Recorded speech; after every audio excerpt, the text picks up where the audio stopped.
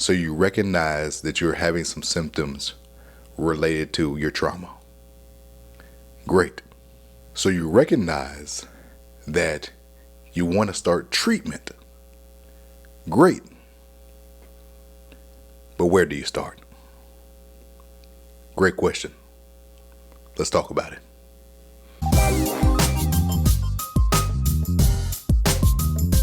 This probably won't come as new news to a lot of people watching this video, but the reality is regarding traumas is a lot of people have more than one. So a common question that comes up, and a question that will come up if you are ever going to start any type of treatment for PTSD, is which trauma to work on. Which might sound like a ridiculous question, but it's a very important question. And in this video, I want to tell you why it's important that you get the right trauma to work on, and also how to find the right trauma to work on. But hey, if we've never met before, my name is Dr. Harry McCleary. I'm a licensed clinical psychologist and a Navy veteran. And my channel is dedicated to educating veterans, service members, and their loved ones about PTSD and mental health. So if that's you, consider subscribing. Or if it's not you and you still get value from my content, that's cool too. There are two main reasons why picking the right trauma to work on in PTSD treatment is important. The first one is PTSD treatment, honestly and truthfully, can suck. So if you are going to engage in PTSD treatment, if you're going to go through this most likely difficult time on working on and processing some of the worst times in your life, I want to make sure you get the most bang for your buck. And if you have multiple traumas and decide to work on a trauma that's not affecting you as much, what is likely to happen is you may get some traction with that particular trauma, but a lot of your symptoms might persist. And if you're going to go through the difficult process of PTSD treatment,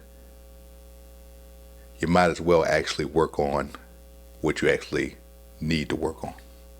The second reason why it's important to pick the, quote, right trauma to work on is related to the first reason, and that's certain thoughts and certain behaviors are often attached to certain traumas.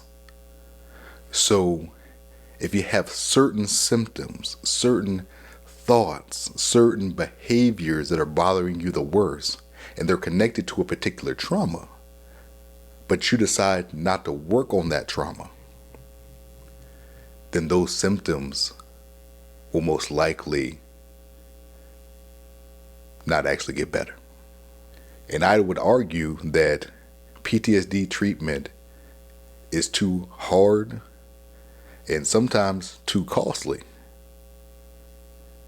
to do something that we already know off the bat may not be as helpful because we're not working on the right trauma. Two reasons why picking the right trauma is important. This has happened to me before. So I'm working with a veteran.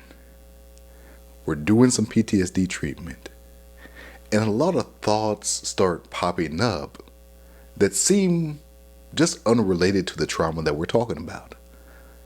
So somebody is having a lot of issues with, I just can't trust men anymore. And we're working on a trauma related to an earthquake or car accident. And I started to ask them, well, is this related to the trauma that we're working on? And then they say, no, this is related to when I was raped in the military. And I said, What? Why am I just now hearing about this? I didn't actually say it like that. This is what happens.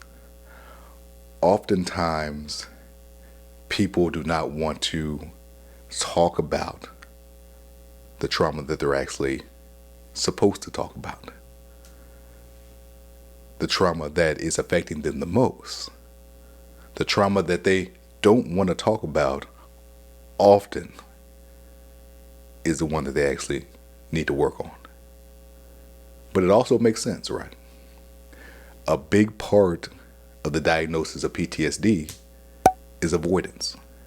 So I understand that no one wants to do PTSD treatment.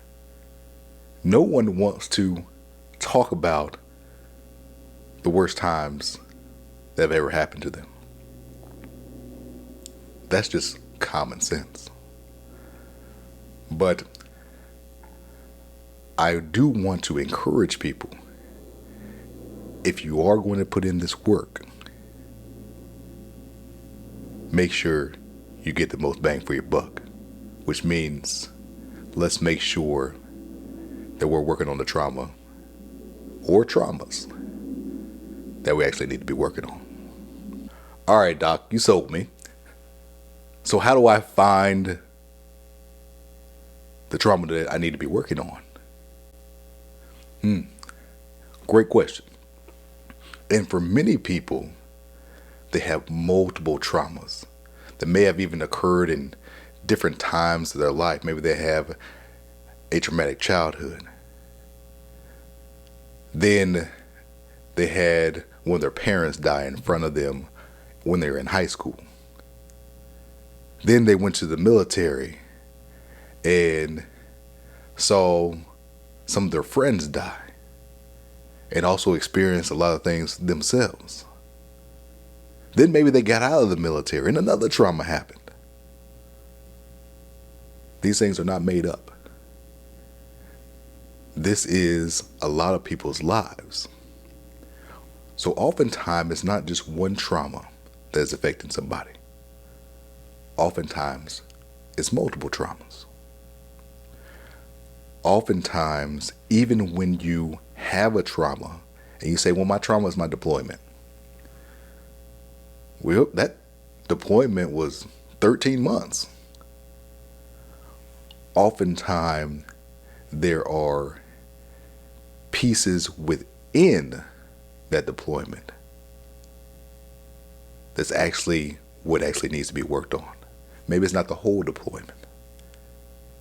Maybe it's when you hit that IED, or when your buddy hit that IED and you heard about it.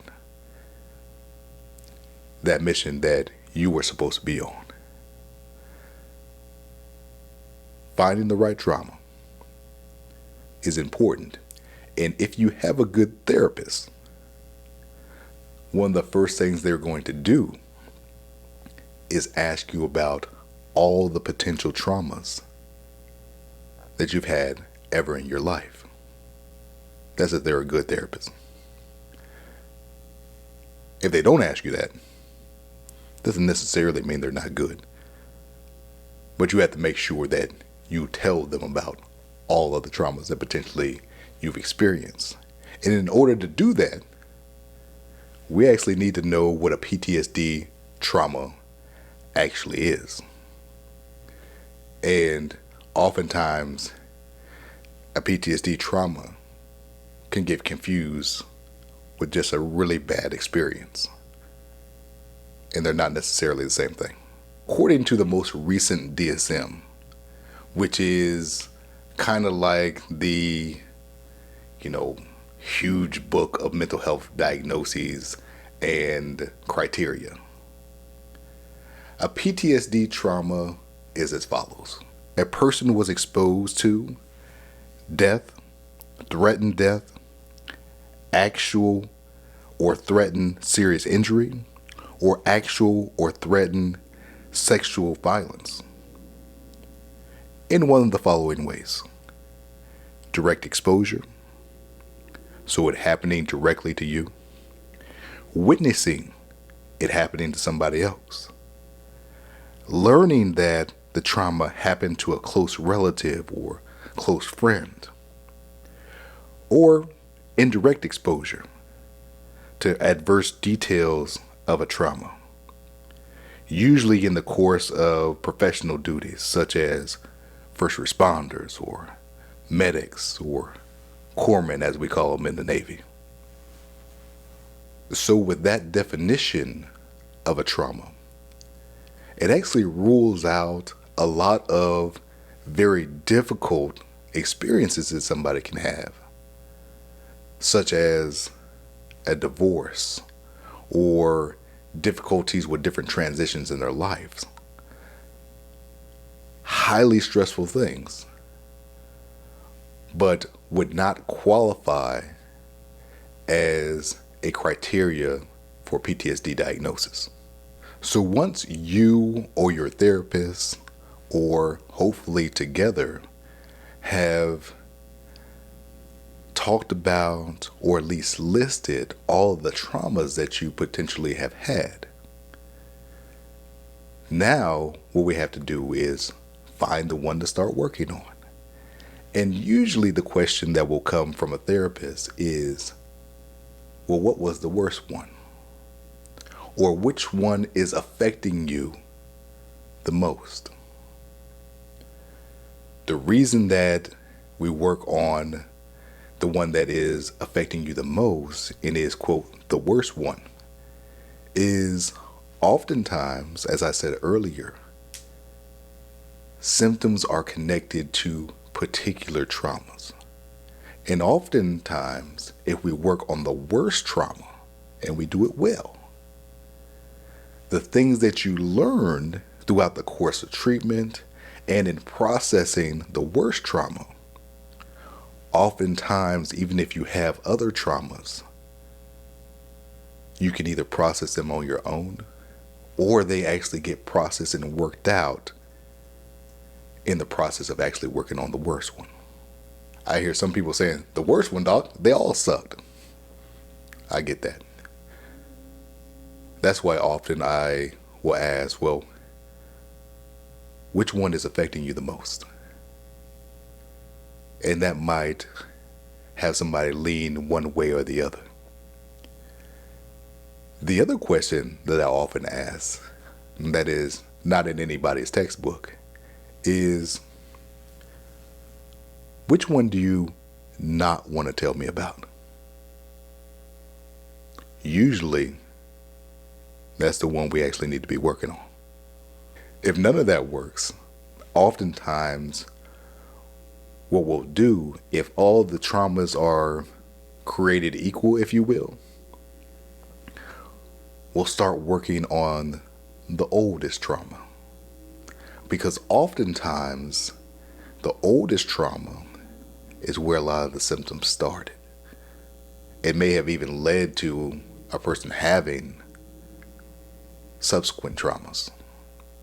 So, with everything equal, so to speak,